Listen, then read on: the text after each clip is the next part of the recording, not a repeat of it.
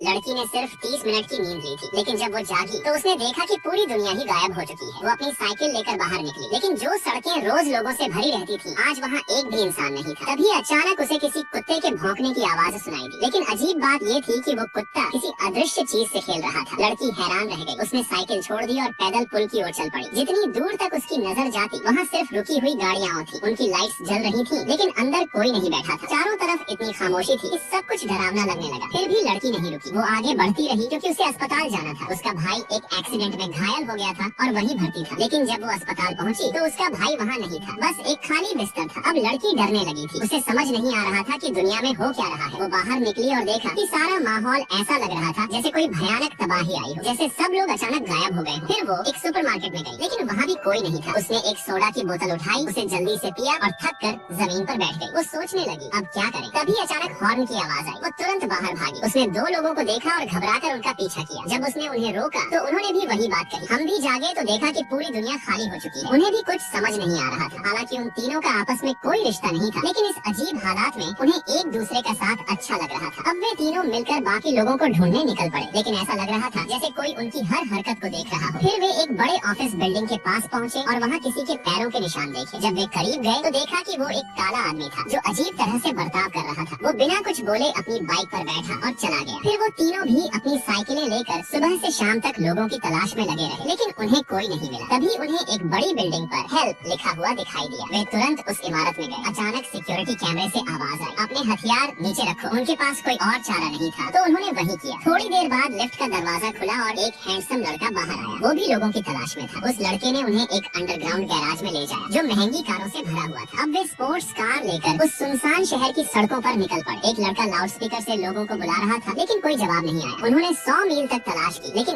एक भी इंसान नहीं मिला। सब कुछ शांत था।